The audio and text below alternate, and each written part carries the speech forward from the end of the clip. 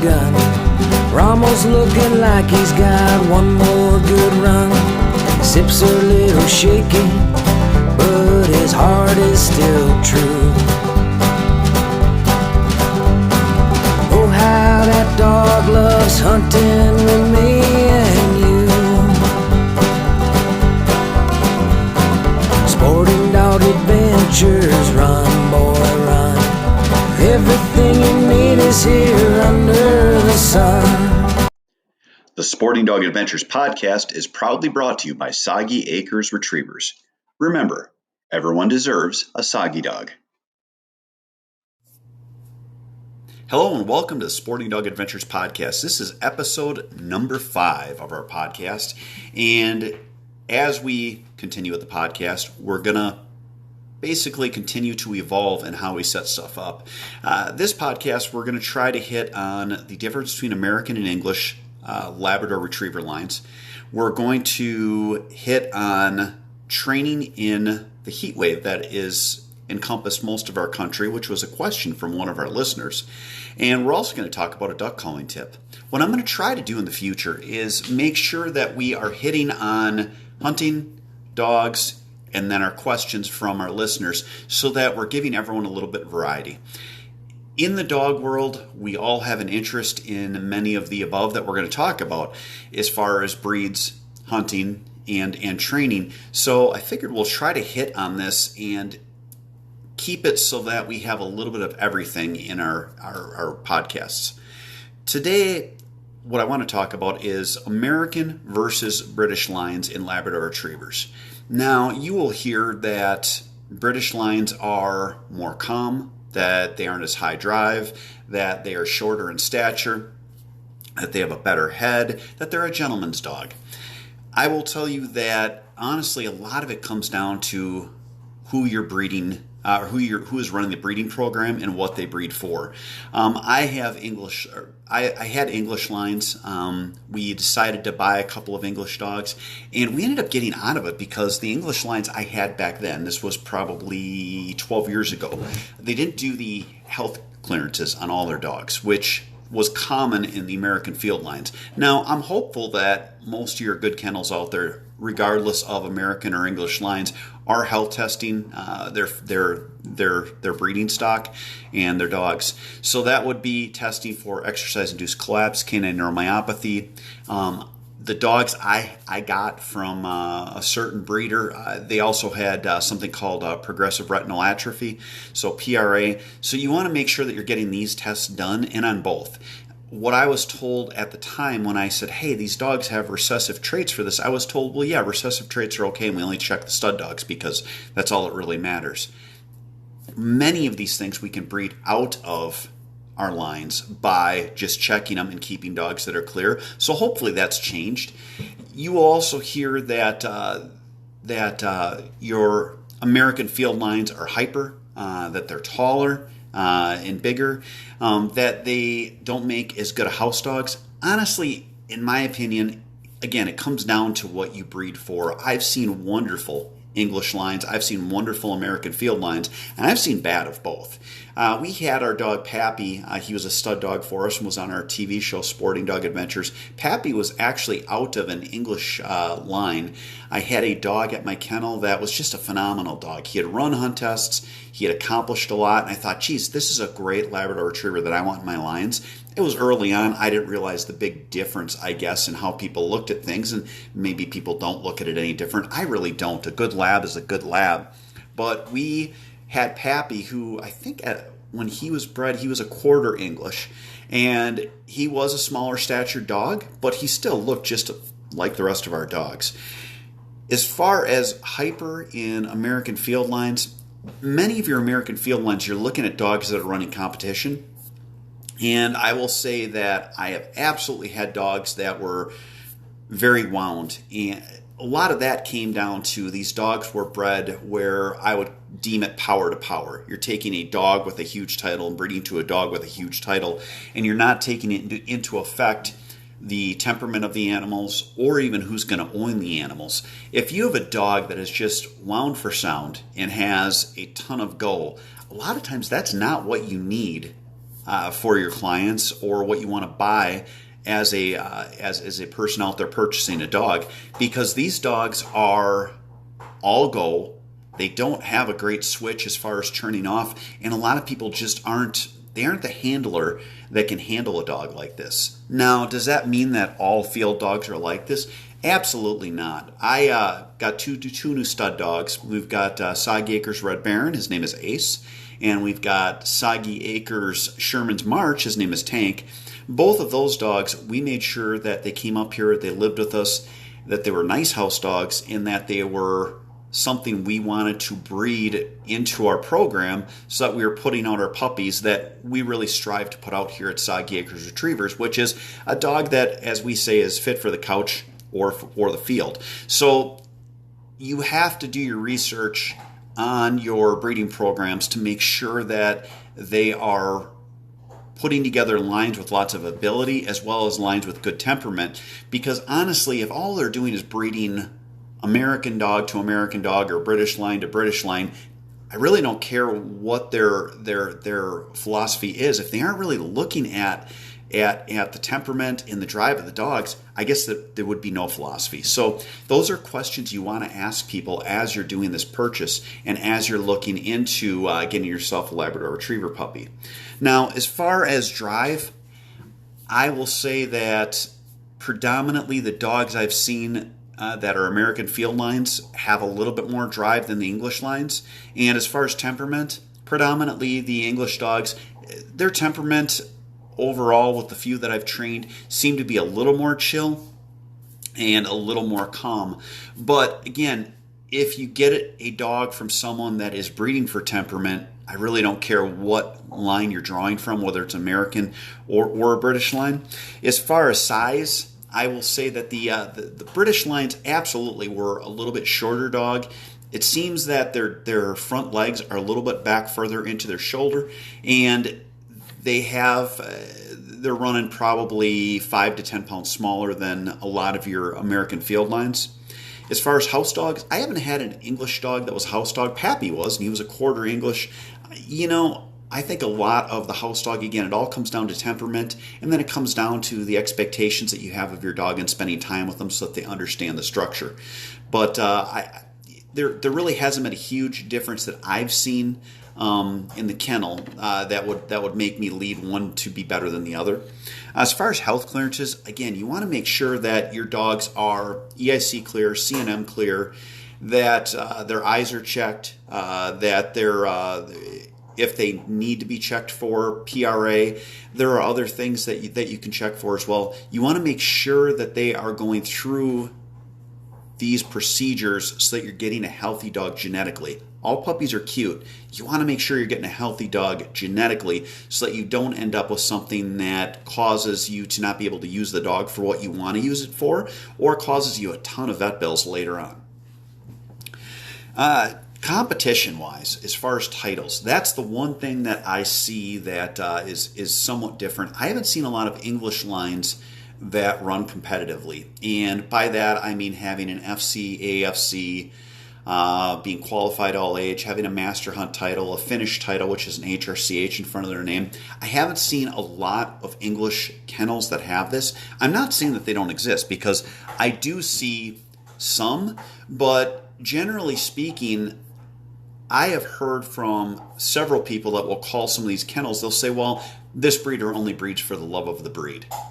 To me, that's a caution. I look at it and go, okay, for the love of the breed, we're all in business. If your dog could pass a hunt test, you would probably run them so that you had that. So are these dogs unable to run in competition? That's where I would really question. I don't want to hear I do something for the love of the breed and not have any title dogs in a pedigree, because when you look at a pedigree, you are looking at something that is showing the lineage of past generations. The easiest way to explain it would be, if you are going to take a child and that child was out of 2 Olympic athletes, and then you're going to take a child that was out of just 2 common people like myself and Kate who have never been professional athletes, which child would be more suited to run competition and have better natural ability in that type of competition, which is hunting? obviously it would be the child from the Olympic athlete. So when you look at your past pedigrees on dogs, when you see these titles in a 5-generation pedigree, you can look and go, okay, all these dogs had immense talent and ability. So I know that that is going to translate hopefully to my puppy.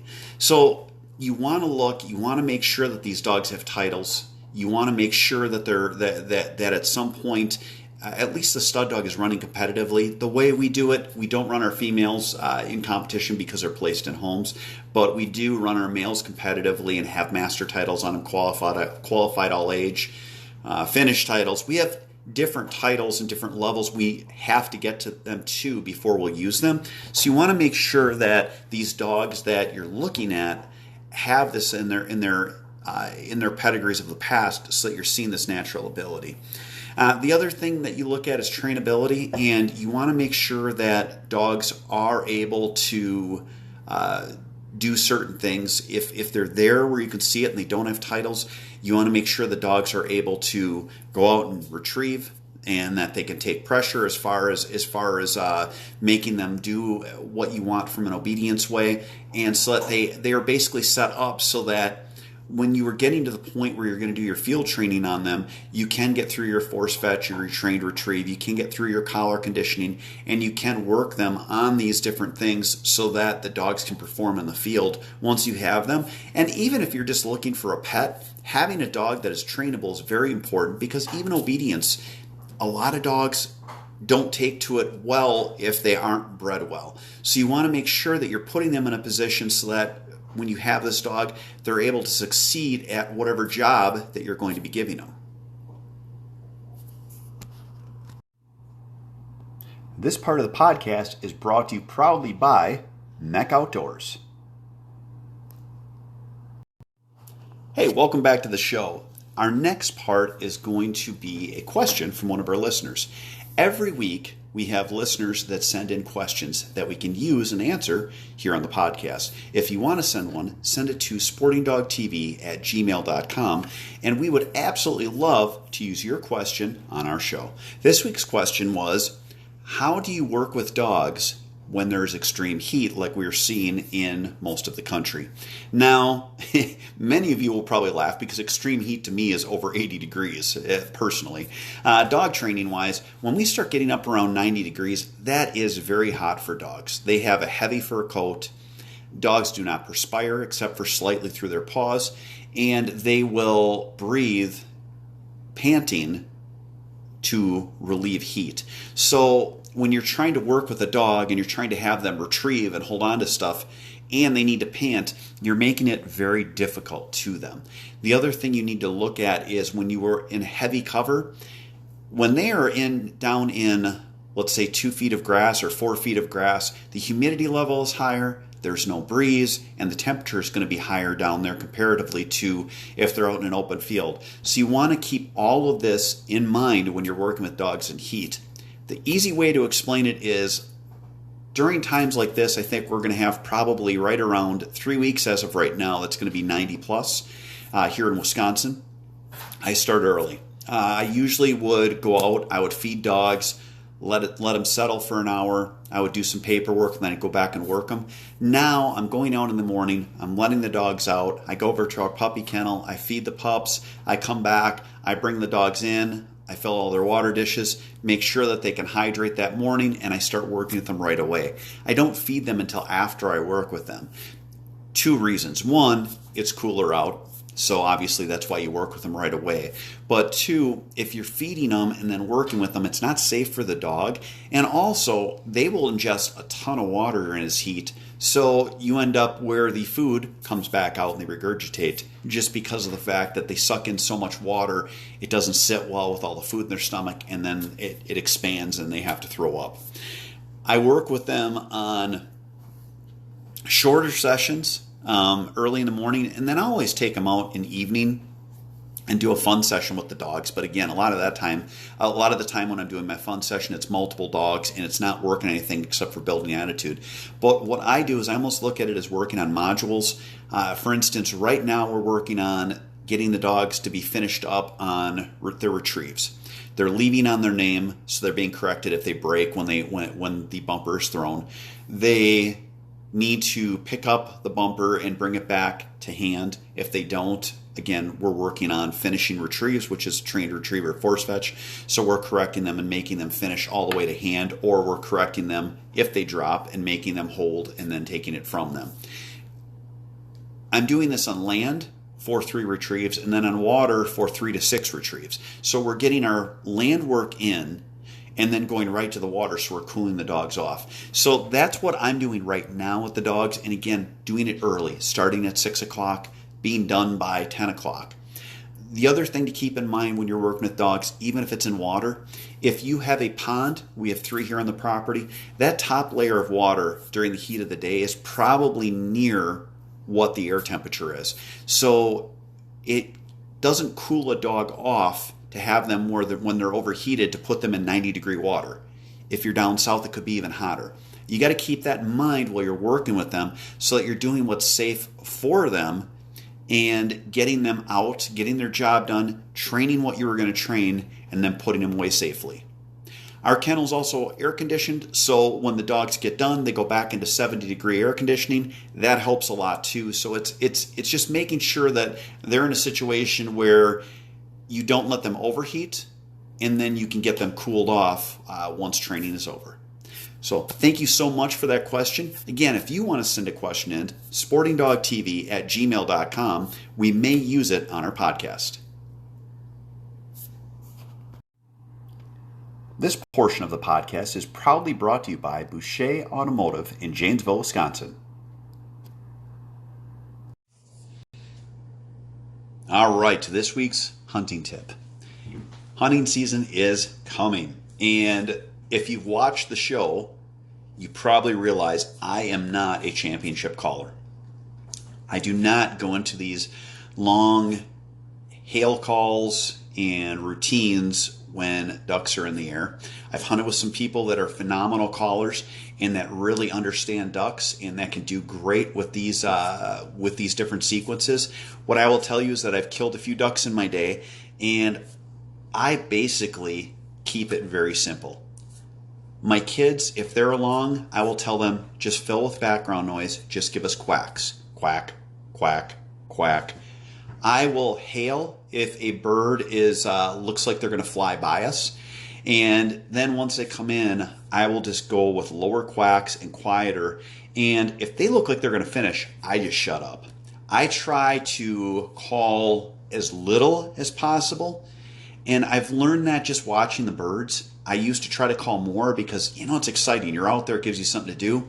But I think I've honestly flared more birds over calling than I have just keeping it simple and trying to mimic what we hear. What I do with my kids is I take them out on our marsh and I let them listen to the mallards as they're out on the marsh so that they can hear how they act. And I will tell you, I have never heard a competition mallard. So it is something where if you keep it fairly simple, maybe with a 3-note or 5-note call if the birds are flying past and not stopping, or just keeping it with just quacks so that it sounds like the birds are mingling and just talking to each other, I think that can make you very successful in your upcoming season. And that will be all for episode 5 of the Sporting Dog Adventures podcast. God bless. Thank you for listening. Sporting Dog Adventures, run, boy, run. Everything you need is here under the sun. Everything you need is here under the sun.